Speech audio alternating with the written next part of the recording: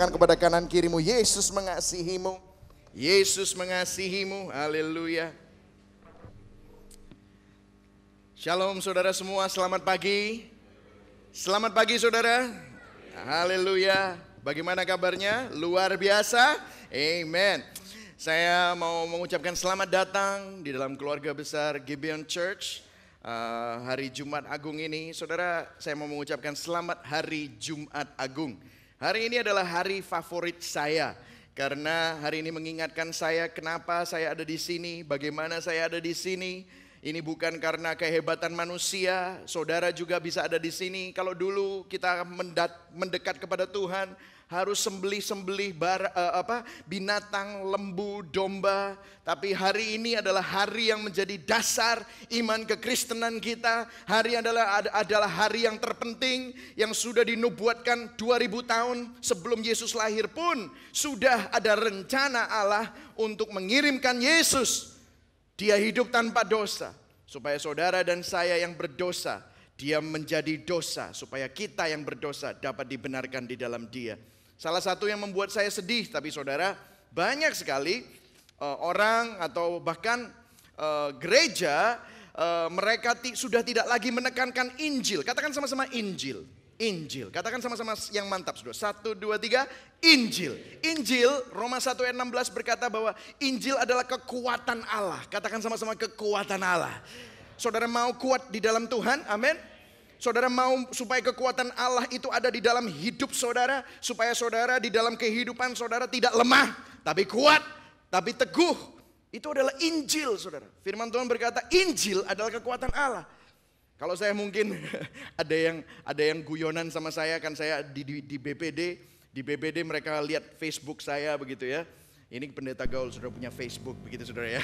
Jadi kalau saudara punya Facebook, saudara bisa temenan sama saya, kita bisa chatting di Facebook saudara. Terus ada bapak-bapak pendeta yang lain, waduh gerejanya Pak Michael ini kalau GBI bukan Gereja Bethel Indonesia, tapi Gereja Bethel Injili gitu begitu saudara ya. Karena saya melihat Pastor Michael ini kalau khotbah selalu gospel. Dia bilang, saya ini terus terang sudah meninggalkan itu.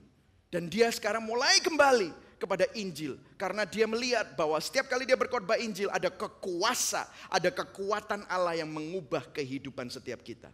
Jadi hari ini saudara, kita akan membahas tentang Injil, luar biasa sekali. Kadang-kadang Injil ini menjadi seperti lifestyle, jadi seperti cuma sekedar kita gimana untuk bisa jadi hidup yang diberkati, untuk mengalami mujizat, sehingga kita kadang-kadang beralih dari Injil kepada metode, cara, how to.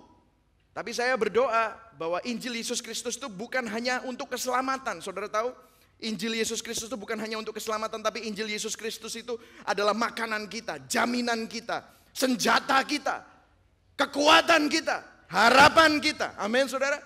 Injil itu membawa kita sampai nanti ke akhirat nanti. Injil yang membuat kita kuat, selalu kuat. Itulah yang menjadi kekuatan Injil dalam kehidupan kita. Saudara, the power of Good Friday. Hari ini kita akan berbicara tentang kuasa dari Jumat Agung. Kita akan buka sama-sama. Saya ada di sini. Terjemahan yang sedikit beda. Biasanya kita kalau baca 2 Korintus 5 ayat 21, kita biasanya membaca yang terjemahan baru, tapi ini adalah terjemahan sederhana Indonesia. Mari kita sama-sama baca. 1, 2, 3. Ingatlah bahwa Kristus sama sekali tidak pernah berbuat dosa. Stop dulu saudara. Ingatlah bahwa Kristus sama sekali tidak pernah berbuat dosa. Tetapi 1, 2, 3. Tetapi Allah sudah membuat dia diperlakukan seperti orang berdosa demi menanggung dosa kita.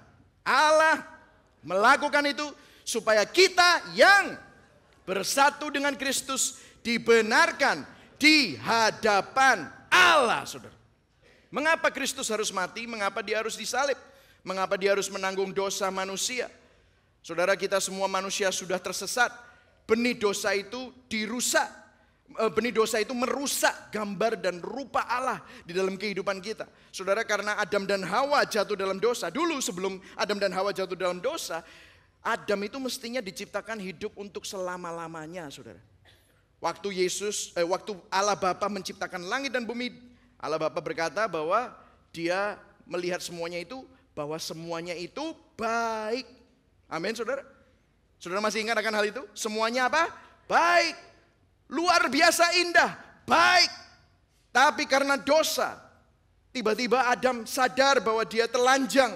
Karena dosa, kemuliaan Allah yang jadi pakaiannya Adam dan Hawa hilang. Apa yang terjadi? Mulai, saudara, Tuhan Allah Bapa berkata bahwa mulai sekarang kamu akan bersusah payah untuk mendapatkan hasil dari tanah. Dan sejak saat itu manusia mulai hidup di dalam kesia-siaan. Dan apa yang terjadi? Apa yang mestinya diciptakan untuk selama-lamanya mulai rusak. Sehingga tubuh Adam pun akhirnya jadi tua. Makanya kita semua ini kan hidup di bawah supposedly kutuk Adam. Kita masih hidup di bawah daging. Makanya jadi tua, saudara. Ini rambut saya dulu nggak seperti ini, saudara. Rambut saya banyak, tanya sama mama saya. Katanya, Mike, dulu rambutmu cek ketele gitu. Sekarang kok jadi jarang-jarang begitu, saudara. Ini adalah kutuk Adam. Tapi saudara, ini hanya rumahnya saja kita. Makanya sekarang kalau dulu dadanya ada di sini, sekarang dadanya ada di sini. Saudara kan gitu kan, saudara. Kalau pantatnya dulu di sini, sekarang enggak tahu di mana, saudara ya. Akhirnya apa yang terjadi? Kita ini ada di bawah kutuk Adam. Penyakit mulai masuk. Bersusah payah. Manusia mulai membunuh satu dengan yang lain. Ada keserakahan, ada dosa, ada penipuan, ada pembunuhan, ada pencurian. Karena dosa terjadi perpisahan antara Allah dengan manusia. Nah, hari ini saudara, saya ingin saudara melihat, nanti hari ini saya akan tunjukkan 3 video. Tenang aja, 3 videonya pendek-pendek semua. Tapi tim kreatif kita membuat sebuah film, short film, saudara. Saya terus terang sangat diberkati dengan mereka. Mereka orang-orang yang sangat entusias untuk menggambarkan tentang kasih karunia Allah. Dan film ini saudara semoga bisa menggambarkan bagaimana kasih Bapa kita untuk kita semua. Mungkin saudara bisa mengidentifikasikan bahwa Anda itu seperti anak ini. Dan saudara nanti bisa lihat, saya minta saudara waktu lihat saudara, biarlah saudara bisa membuka hati saudara dan Tuhan bisa berbicara sama saudara. Dan juga saudara, saya juga mau appreciate para tim multimedia, video, dan para aktor dan aktris. Tepuk tangan dulu buat mereka yang sudah bikin ini ya. Oke, so untuk mengilustrasikan apa yang Yesus sudah lakukan di atas kayu salib, saudara-saudara bisa lihat sebentar apa yang dari video ini. Judulnya Chances, silakan bisa diputar. Terdakwa dijatuhi hukuman mati.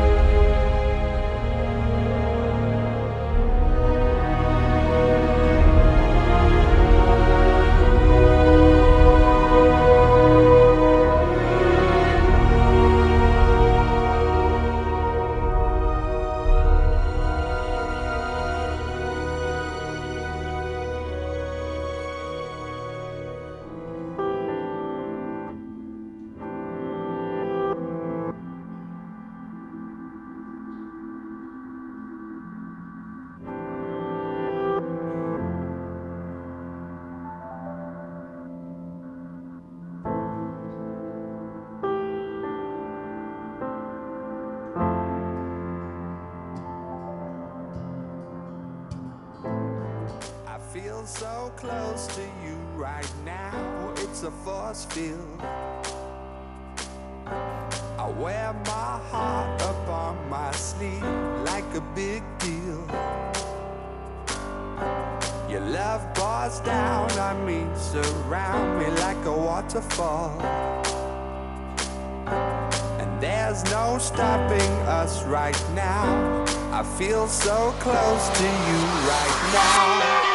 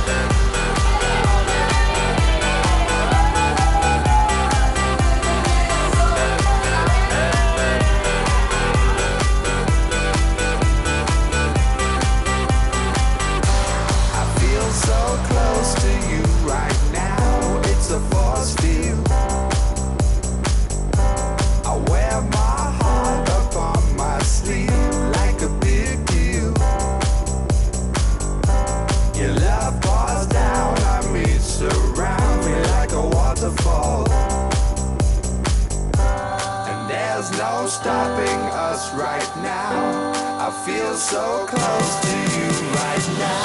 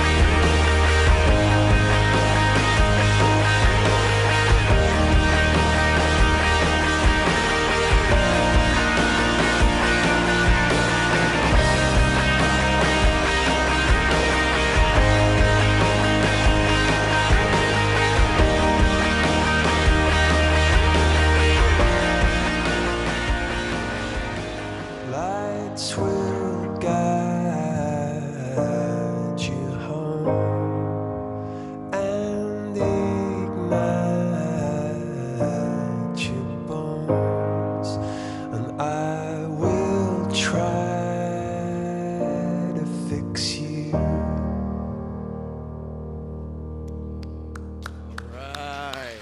Alright, man.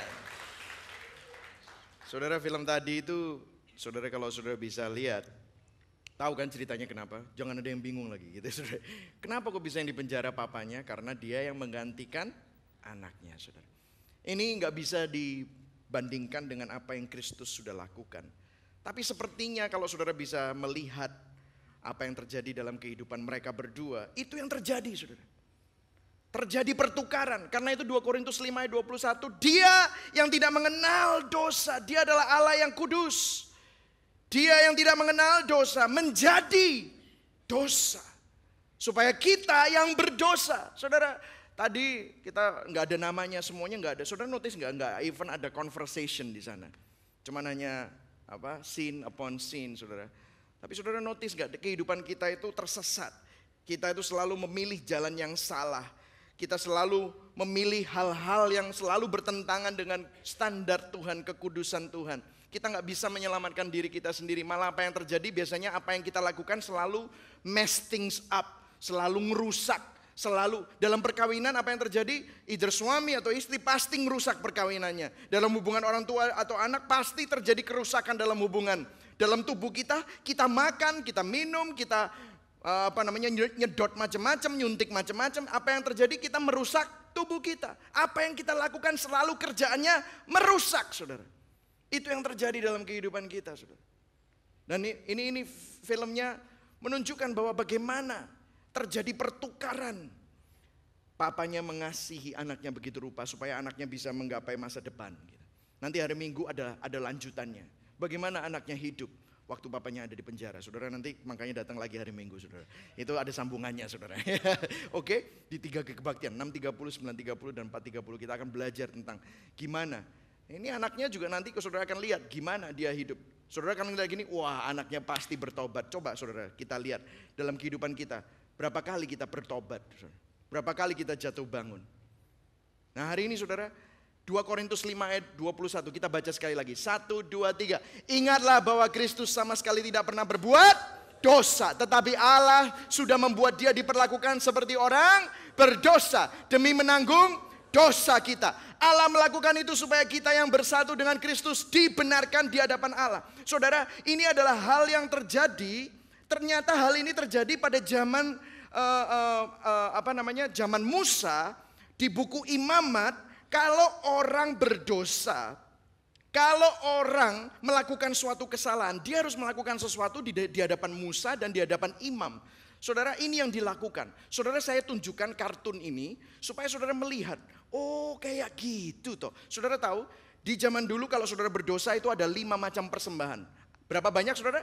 5. 5 angka apa saudara? 5 adalah angka kasih karunia saudara. 5 korban ini semua dilakukan oleh Yesus akhirnya.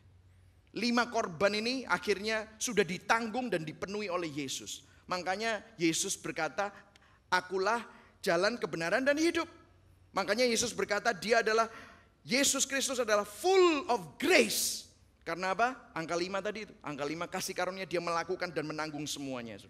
Ini hari ini kita akan lihat video beberapa. Ini saudara lihat video zaman perjanjian lama. Ini yang harus dilakukan oleh seorang imam. Bisa dilihat, korban penebus salah. Saudara lihat videonya. Saya akan narasikan. Kalau seorang berdosa, dia harus membawa seekor domba. Domba yang tidak bercacat dan tidak bercela. Dia harus membawanya kepada imam. Orangnya berdosa, tapi yang diperiksa oleh imam itu bukan orangnya. Yang diperiksa adalah dombanya. Anda yang berdosa, tapi yang diperiksa adalah korbannya. Karena ini adalah gambaran dari Yesus. Dilihat apakah ada cacat atau noda. Kemudian imam berkata, ya sudah setujui pembawa domba. Apa yang terjadi? Pembawa domba ini meletakkan tangannya pada domba. Dan kemudian imam itu berdoa. Saat imam itu berdoa, minta ampun untuk segala dosa dari orang yang membawa ini. Maka terjadi transfer. Semua dosa dari orang ini ditimpakan kepada domba ini. Semua dosanya dipindahkan kepada domba. Dan apa yang terjadi? Domba yang tidak bercacat dan tidak bercela ini, kemurniannya, kesuciannya transfer kepada orang ini. Ini yang digambarkan oleh perjanjian lama. Kebenaran sang domba sekarang pindah kepada pembawa domba. Dan apa yang terjadi sekarang? Domba yang sudah penuh dosa itu harus dikorbankan oleh sang imam. Makanya dia harus dipotong, saudara. Darah dicurahkan. Dan sesudah itu dipersembahkan di atas mezbah. Sehingga itu asapnya menjadi dupa yang harum di hadapan Allah. Sehingga orang yang tadi berdosa sekarang berjalan dengan sesuatu yang dia tidak miliki sebelumnya. Dia memiliki perkenanan, dia memiliki berkat dan kasih karunia Allah. Ini yang terjadi, saudara. Jadi waktu perjanjian lama, bisa dinyalakan lagi lampunya. Apa yang terjadi di perjanjian lama? Jadi setiap kali orang berdosa dia harus bawa domba. Dan dombanya yang diperiksa. Saudara, aneh ya. Kita yang berdosa yang diperiksa dombanya, saudara. Kenapa? Karena Tuhan tahu kalau Tuhan periksa Anda, nggak selesai-selesai, saudara. Baru diampuni 2 menit. Kelihatan ada orang, oh mencekno, gitu saudara. Langsung dosa lagi, saudara. Ya kan? Baru selesai amin dosa. Tukang parkir di sana, terus waktu keluar saudara dipotong orang. Oh gitu, sudah dosa lagi, saudara. Karena kalau kita melihat diri kita sendiri, kita akan tidak pernah berhenti. Berdosa terus. Makanya waktu itu yang dilihat apa, saudara? Dombanya, saudara. Itu sistemnya Tuhan. Tapi masalahnya kan domba ini tiap kali berdosa kan harus bawa domba terus, saudara. Bawa domba terus, kasihan domba-domba, saudara. Ya kan, saudara, bawa domba terus, saudara. Makanya saudara, Tuhan itu menunjukkan, dia bilang, biar aku yang turun sendiri. Dia mengambil rupa menjadi seorang hamba, saudara. Itu yang Yesus lakukan. Dialah anak domba Allah yang tidak bercacat dan bercela. Makanya firman Tuhan berkata, Dia adalah anak domba Allah yang menjadi pengorbanan bagi kita. Sekali untuk selama-lamanya, saudara. Nah, ini yang terjadi, saudara. Ini video yang terakhir, saudara. Sebelum kita masuk lebih dalam lagi ya dalam firman Tuhan. Ini bukan.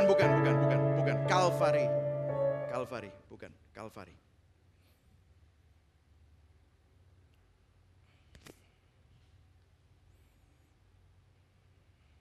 Ini yang terjadi Yesus.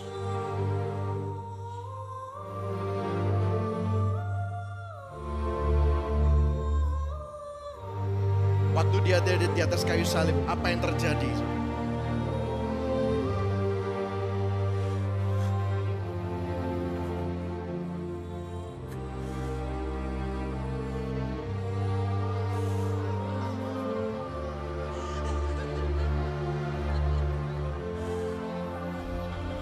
Father, forgive them,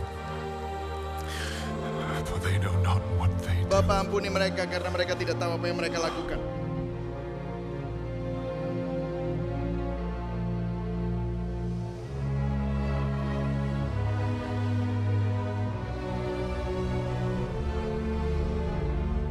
Lalu langit menjadi gelap.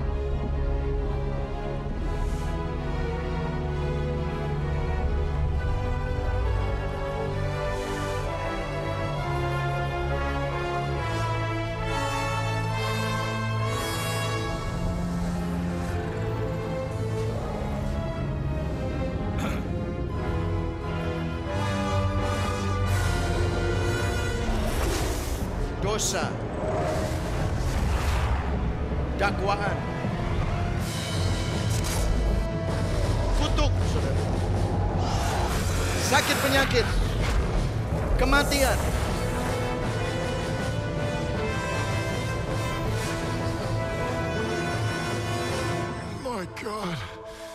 My God, why have you forsaken me? Bapa, mengapa engkau meninggalkan aku?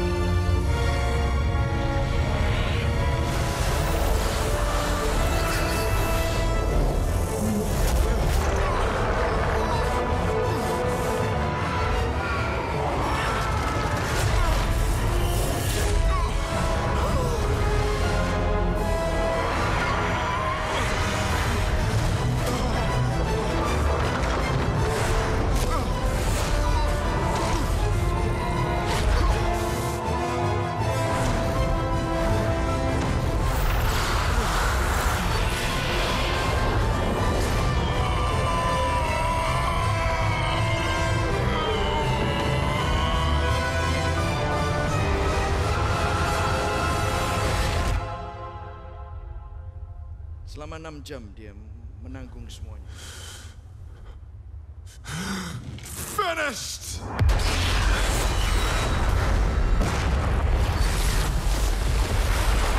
Sehingga terjadi gempa bumi.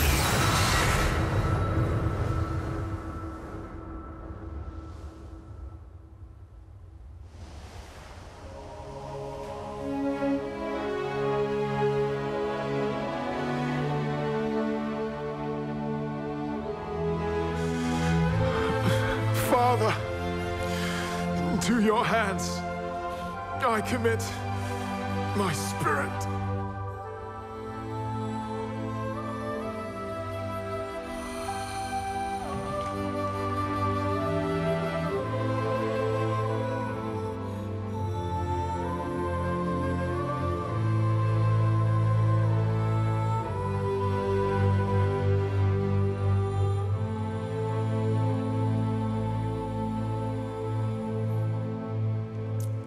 Saudara. Jadi saudara, apa yang terjadi?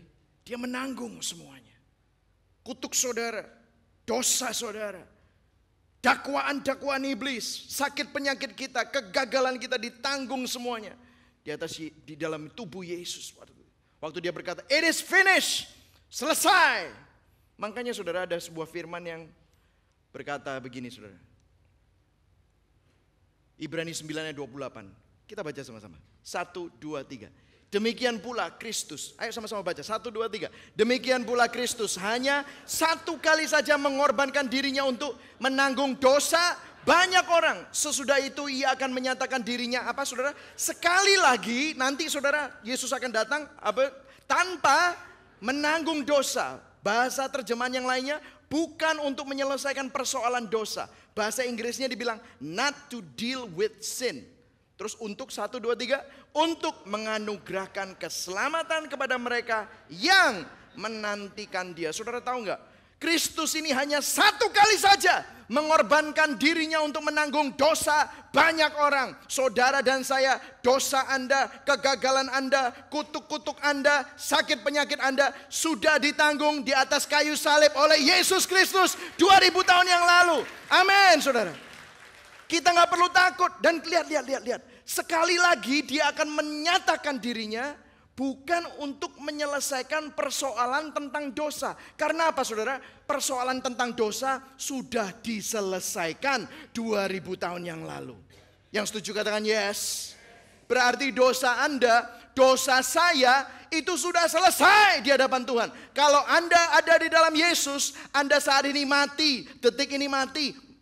Saat ini misalnya ada gempa bumi, semuanya meninggal. Enggak ngomong gitu saudara ya. Kecuali saya mungkin begitu saudara ya. Enggak bercanda. Saudara ketemu sama Tuhan, saudara selamat. Kita semua secure, aman di dalam Yesus. Dan dia akan menyatakan dirinya sekali lagi. Kalau bahasa Indonesianya enggak jelas, tanpa menanggung dosa. Saya cari terjemahan yang lain. Bukan untuk menyelesaikan persoalan dosa. Not to deal with sin. Because the sin has been dealt with. Dosa itu sudah ditanggung, sudah selesai. Waktu dia berkata, it is finished. Apa yang terjadi? Tuhan itu nggak suka dosa. Ada orang yang bilang gini, Tuhan itu sayang sama pendosa tapi benci dosa. Saya mau kasih tahu saudara, saya sampai cari bahasa aslinya. Saudara tahu nggak? Tuhan itu ada peperangan dalam dirinya karena dia adalah Allah yang adil dan Allah yang kasih. Dia bukan cuma benci dosanya, dia juga benci pendosa, saudara. Dia benci saudara dan saya kalau kita berdosa, dia benci kita. Karena dia, benci dia. Karena apa? Dosa itu menghancurkan kehidupan kita. Tapi apa yang terjadi saudara? Dia juga Allah yang kasih. Makanya dia menunjukkan kasihnya melalui Yesus Kristus. Sehingga saudara gak mengalami kemurkaan Tuhan. Jadi murka Tuhan itu semua sudah ditumpahkan semua di dalam Yesus. Sehingga 1 Korintus 6 ayat 19 dan 20 berkata, hargamu itu sudah lunas dibayar. Bukan cuma lunas saudara. You have been paid for a price. Kalau harga saudara 1.000 rupiah, Tuhan itu bayar 1 triliun saudara. Bukan tidak cukup lagi, sampai turah-turah saudara. Hargamu itu sudah dibayar. Jadi semua kemarahan Allah, kemarahan dan murka Allah dan kutuk Allah itu sudah jatuh di tangan Tuhan Yesus. Kalau saudara masih berpikir bahwa saudara masih bisa kena kutuk, artinya saudara, Tuhan itu nggak kudus dong.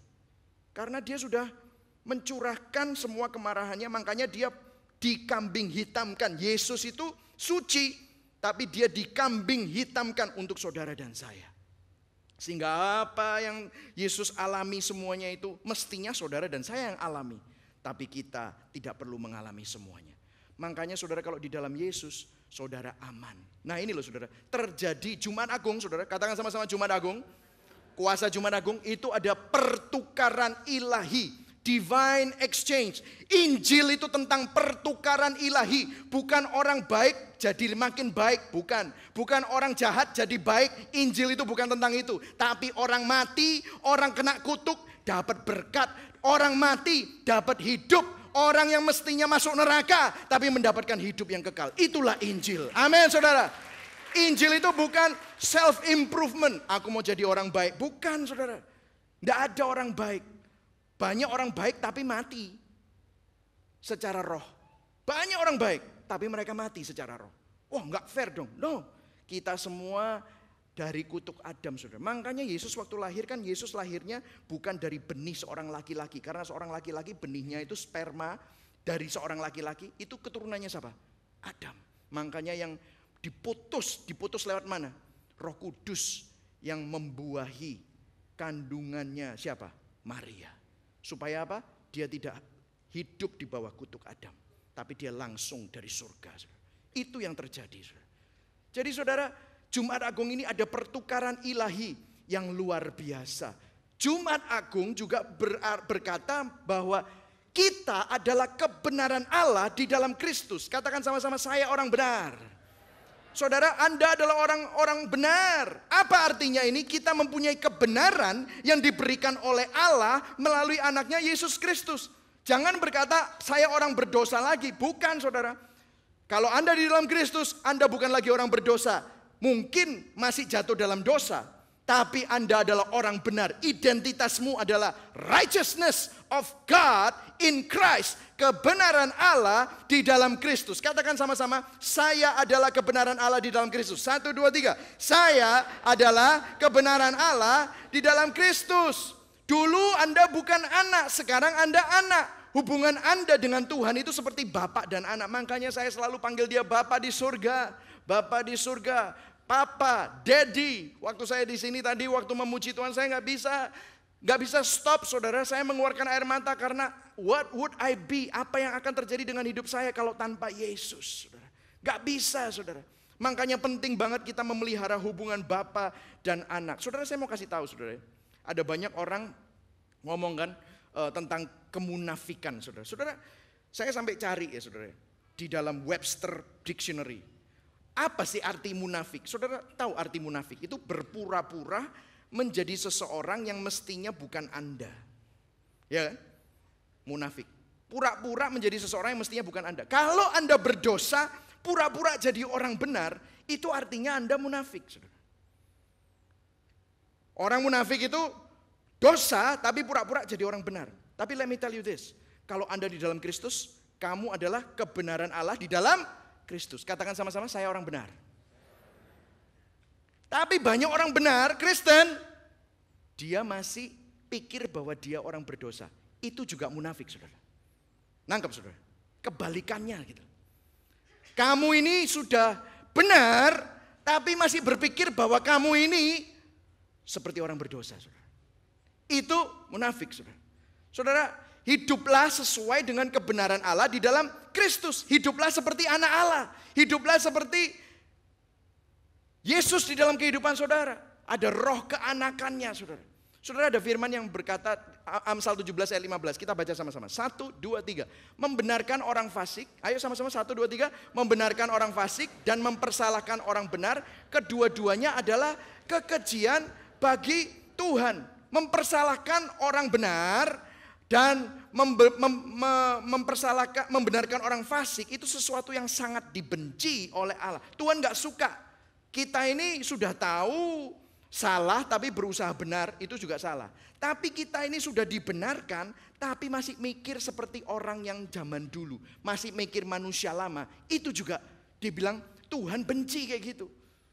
Pastor masa pengaruh sih, gitu aja loh. Kan ini kan masalah tentang approach dari sisi sana, dari sisi sini. Akhirnya kan kita diampuni. No. It matters, sangat pengaruh, saudara. Saudara, saya notice ya, saudara. Saya melayani dan mengkonselingi banyak orang. Ada orang yang terikat pornografi. Ada orang yang terikat narkoba. Terikat sama selingkuhannya gitu, saudara. Terikat sama depresi, bunuh diri. Terikat sama obat tidur, mengalami kebangkrutan. Saudara, biasanya yang terjadi waktu dia hidupnya mulai mengalami mujizat, dia mulai, biasanya ini saya waktu counsel mereka, waktu mereka sadar mereka itu adalah kebenaran Allah, tiba-tiba hidupnya mulai berubah, saudara. Waktu mereka sadar bahwa mereka ini anak Tuhan, waktu mereka sadar bahwa mereka dikasihi Allah, waktu mereka sadar identitas mereka bukan lagi berdasarkan oleh dosa mereka zaman dahulu, kesalahan orang tua mereka, atau apakah yang mereka lakukan di masa lalu, sehingga mereka perlu untuk kecanduan narkoba, sehingga mereka perlu untuk melakukan hal-hal yang membawa mereka kepada kebinasaan. Waktu mereka sadar bahwa mereka itu siapa di dalam Tuhan, di situ hidup mereka berubah. Amin, saudara.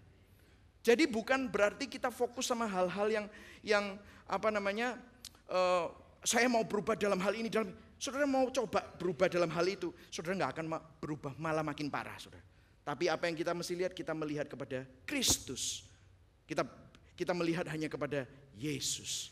When you come into agreement with God, something happen. Saudara, Tuhan berkata bahwa saudara adalah orang benar di dalam Kristus. Waktu saudara setuju sama Tuhan, ada sebuah mujizat yang terjadi dalam hidup Anda. Amin, saudara. Kalau saudara setuju sama Tuhan, boom. Saudara tahu nggak? Listrik itu nggak bisa mengalir sama plastik atau karet. Benar nggak, saudara? Karena apa? Plastik sama karet, saudara masih ingat kan? Konduktor, semikonduktor, isolator, ya kan? Isolator. Kalau plastik sama karet itu isolator, nggak bisa listrik mengalir ke sana. Listrik butuh apa? Konduktor. Konduktor itu seperti apa? Tembaga, lah ya kan? Listrik baru bisa mengalir kan? Ini nih. Saya orang benar, tapi saudara nggak yakin saudara orang benar. Apa yang terjadi? Berkat Tuhan, mujizat Tuhan, semua roh keanakan Tuhan, semua keuntungan-keuntungan untuk menjadi seorang anak Allah nggak bisa ngalir karena saudara itu seperti plastik. Nangkep saudara? Nggak bisa ngalir karena saudara berpikir bahwa saudara ini seperti isolator. Tapi waktu saudara come in agreement with God, waktu saudara setuju dengan perkataan firman-Nya bahwa saya orang benar karena apa yang Yesus Kristus lakukan di atas kayu salib, waktu Anda setuju tiba-tiba saudara itu seperti tembaga, langsung saudara itu listriknya langsung ngalir, ser gitu saudara. Nangkep saudara? Hari ini saudara mau jadi konduktor atau mau jadi isolator saudara? Kalau saudara setuju dengan apa yang Tuhan katakan, saudara akan mengalami hal-hal yang luar biasa di dalam Yesus Kristus. Yang setuju katakan amin. Saudara nggak perlu takut lagi. Bagi Anda yang ada di dalam Kristus, saudara jangan berkata bahwa oh aku orang berdosa. No, katakan terima kasih Tuhan Yesus atas apa yang telah kau lakukan di atas kayu salib. Aku sekarang orang benar. Katakan apa? Saya orang benar. Katakan pada kanan kirimu, kamu orang benar di dalam Kristus. Akan apa yang Yesus sudah lakukan di atas kayu salib, saudara. Yang semestinya kita lakukan adalah kita berterima kasih akan apa yang Tuhan Yesus sudah lakukan. Saya adalah kebenaran Allah di dalam Kristus. Saya anak Allah, saya orang benar. Boom, the power of God will start to flow. Kuasa Tuhan akan selalu mengalir dalam kehidupan Anda. Saudara mau kuasa Tuhan mengalir dalam kehidupan Anda? Makanya Injil dikatakan adalah kekuatan Allah. Saya perlu diingatkan setiap hari, makanya saya ngomong Injil terus dalam kehidupan saya. Jumat Agung itu adalah pertukaran. Sono hidup saya sudah ditukar dengan hidup Tuhan Yesus. Makanya kita bisa berkata, aku adalah manusia baru. Amin. Kita adalah manusia baru. Karena apa? Tuhan sudah melakukan itu, saudara. Saudara, di dalam perjanjian baru, di mana kebenaran Injil ini tidak boleh dikompromikan. Saudara tahu nggak? Saya mau kasih contoh ya sebelum saya tutup ya, saudara. Saya mau kasih contoh, saudara. Ada sebuah kisah, ini cepat saja ya. Galatia 2 ayat 11 sampai 15. Paulus ini ngotot, saudara. Ini tentang makan, saudara. Tentang apa, saudara? Makan. Banyak kita kan senengannya apa, saudara? Makan, saudara. Seneng makan. Kemarin saya ke Semarang, diajakin makan tongseng kambing gitu. Ini sekarang sudah mulai berumur, saudara. Makanya saya mulai jaga makan. Tapi enak gitu, saudara ya. Terus sudah gitu ada sate kambing, begitu saudara. Ada soto, ada macam-macam gitu. Pastor, ayo habis ini mau kemana lagi? Biasanya kalau pendeta-pendeta habis makan dari sini, kita makan kemana lagi? Terus habis itu makan kemana lagi? Sampai 5-6 kali makannya. Waduh, saya nggak bilang, saya nggak berani. Saya tahu bakarnya itu susah gitu. Bakarnya di atas treadmill itu susah, saya nggak mau gitu ya. Akhirnya saya belajar untuk menguasai diri. Saudara, kalau dalam kasih karunia, saudara pasti nggak akan kepingin juga. Hebat ya pastor, nggak kepingin gitu. Enggak, saya sudah nggak kepingin gitu ya. Jadi bukan karena terpaksa, saudara. Enggak kepingin sendiri gitu, saudara. Nah ini saudara, ini Paulus sama Petrus berantem. Soal apa, saudara? Makan. Gara-garanya apa? Tentang itu tadi, Injil. Tentang Injil. Tentang apa, saudara? Injil. Makanya saya mau kasih tahu, kita ini penting banget tentang bahasa kita. Bukan melayani supaya diberkati, bukan, saudara. Karena Yesus sudah mati buat kita, makanya karena itu kita melayani Tuhan. Amin saudara. Bukan memberi supaya diberkati dan supaya nggak kena kutuk. No. Karena Yesus sudah memberikan yang terbaik. Karena itu kita bisa memberi dengan sukacita. Amin saudara. Ini penting banget. Ini Injil saudara. Saya pernah ngomong-ngomong sama orang. Enggak Pastor Mike, mereka maksudnya bukan itu. No. Bukan tentang maksud. Karena apa? Paulus ini ngotot di sini. Sampai berantem saudara. Ternyata saya nggak perlu takut saudara kalau ngomong Injil. Nih saya bacakan. Tetapi waktu Kefas datang ke Antiokhia, aku berterang-terang menentangnya sebab ia apa saudara? Salah. Kefas ini Petrus, bosnya semua rasul. Dia menentang karena salah. Karena sebelum beberapa orang kalangan Yakobus datang. Nah saya jelaskan dulu.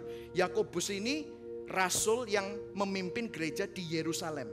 Nah Yakobus ini ada sebuah kebingungan. Dia itu tadi seperti semikonduktor, tahu? Kadang-kadang koyok plastik, kadang-kadang kayak tembaga.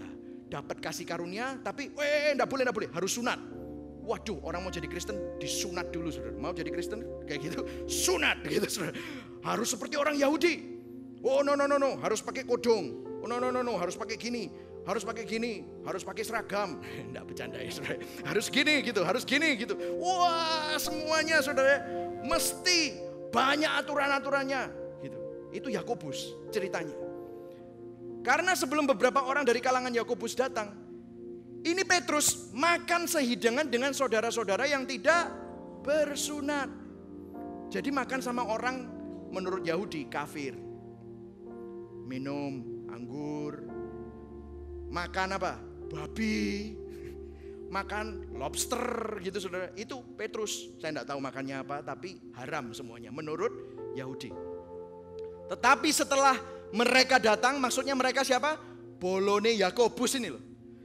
Mereka datang, ia mengundurkan diri dan menjauhi siapa? Orang-orang yang tidak bersunat. Mereka karena takut akan saudara-saudara yang bersunat. Lalu gara-gara Petrus mundur, jemaatnya, orang-orang Yahudi lain pun turut berlaku munafik dengan dia. Sehingga Barnabas sendiri turut terseret. Barnabas, satu lagi pemimpin, terseret oleh kemunafikan mereka.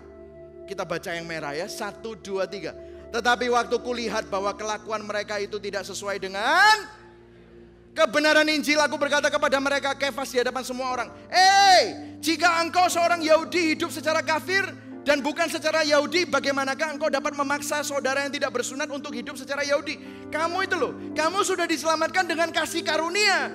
Ngapain kamu pakai macam-macam kayak begitu terus sampai membuat perbedaan antara saudaramu? Salah kaprah kamu. Ini masalah makan. Saya kan bingung. Firman Tuhan itu kan ditulis untuk kita supaya kita baca ya. 2000 tahun. Ini kan diilhami oleh Roh Kudus. Loh kok gini-ginian ini loh dimasukkan firman Tuhan. Kenapa? Karena sekarang gereja ini sekarang sering kayak gini saudara. Tapi saya berdoa di Gibeon kita akan menjadi orang-orang yang dipenuhi oleh kasih karunia Tuhan. Amin saudara. Amin. Bukan tentang kayak gini-ginian saudara. Lihat ini terus habis ini. Ayat 16. Kamu tahu bahwa tidak seorang pun yang dibenarkan oleh karena melakukan hukum Taurat. Tetapi baca sama-sama. 1, 2, 3. Tetapi hanya oleh karena iman dalam Kristus Yesus. Sebab itu kami pun telah percaya kepada Kristus Yesus supaya kami dibenarkan oleh iman dalam Kristus, bukan oleh melakukan hukum Taurat. Sebab tidak ada seorang pun yang dibenarkan oleh karena melakukan hukum Taurat. Tetapi jika kami sendiri sementara kami berusaha untuk dibenarkan dalam Kristus ternyata adalah orang-orang berdosa. Maksudnya begini, kalau kamu membuat perbedaan sama orang-orang yang bersunat atau gak bersunat, lah Kristus itu buat apa? Kristus itu buat apa? Apakah Kristus adalah pelayan dosa? Sekali-sekali tidak. Firman Tuhan saudara. Tahu kenapa? Kok Tuhan itu kepingin kita itu selalu berbicara tentang Injil? Karena dia mengasihi saudara. Kalau ini ya, sebabnya kenapa? Kalau kita ini gak berdasarkan Injil, kita ini selalu berpikir kalau Tuhan mengasihi saya itu gara-gara, Tuhan, gara-garanya apa? Aku kan wis ke gereja terus Tuhan. Kan semestinya Tuhan pasti menyayangi aku, ya gak? Jadi apa yang jadi fokus? Saudara. Aku kan sudah memberikan perpuluhan Tuhan. Pasti dong mestinya Tuhan memberkati aku. Yang jadi fokus apa? Pemberianmu. Oh, aku kan sudah doa puasa. Aku kan sudah melakukan ini. Aku sudah melakukan itu. Yang jadi fokus apa? Kelakuan kita. Tapi padahal Injil itu bukan tentang kelakuan saudara, atau pemberian saudara, atau ibadah saudara. Injil itu tentang apa yang Yesus sudah lakukan. Itulah yang menjadi dasar kehidupan kita. Karena Tuhan mengasihi saudara. Waktu kita melihat kepada Injil, kita melihat kasih-Nya Tuhan. Sehingga saudara selalu merasa bahwa saudara dikasihi oleh Tuhan. Yang setuju katakan amin. Terakhir saudara. Belum, masih ada satu lagi. Kalau saya mulai mendirikan kembali pola hukum agama yang telah saya runtuhkan, maka saya menunjukkan bahwa saya sudah menjadi pelanggar hukum. Kalau dulu Paulus itu orang Farisi, paling pinter hukum agama. Pastor, pendeta, PDP, ketua KTB. Kalau Anda dibilangin, mulai mendirikan kembali pola hukum agama yang telah diruntuhkan oleh Yesus, kita menunjukkan bahwa kita sudah menjadi pelanggar hukum. Kita ini berdosa kalau kayak gitu. Makanya, apakah harus doa jam 5 pagi? Saya bilang enggak perlu. Apakah jam 5 pagi berdoa jelek? Perlu doa. Kalau bisa, bagus. Tapi apakah saudara berdosa kalau enggak berdoa? No. Nanti kalau berdasarkan kasih karunia lah kepingin doa dewe. Amin saudara. Sungguhan, semakin dipaksa, semakin diharuskan, Anda tidak akan pernah bisa. Malah terpaksa. Habis 3 bulan berdoa, mana buktinya, mana berkatku, mana berkatku. Kenapa? Karena saudara pikir saudara nyogok Tuhan dengan doa saudara. Tapi hari ini saudara, lihat, jangan pakai gitu lagi. Sebab aku telah mati oleh hukum Taurat untuk hukum Taurat supaya aku hidup oleh Allah. Kita baca sama-sama. Aku telah, 1, 2, 3. Aku telah disalibkan dengan Kristus, namun aku hidup. Tetapi bukan lagi aku sendiri yang hidup, melainkan apa? Kristus yang hidup di dalam aku. Kalau Kristus hidup di dalam kita, doa itu pasti otomatis. Hidup kudus itu pasti otomatis. Memberi pasti otomatis. Murah hati pasti otomatis. Karena Yesus itu berkarya dalam kehidupan kita. Tidak ada peraturan, Anda bisa sabar. Tidak ada peraturan, Anda bisa tetap mengasihi orang. Tidak ada, ayo lo ya, hati-hati lo ya, kamu nanti kena kutuk. Tidak ada gitu-gituan. Tapi dia sudah penuh dengan hidup luar biasa untuk Tuhan. Karena apa? Kristus ada di dalam kita. Amin saudara. Inilah inti dari Jumat Agung. Inti dari Injil. Kuasanya luar biasa. Kita ini sudah lama hidup di bawah agama.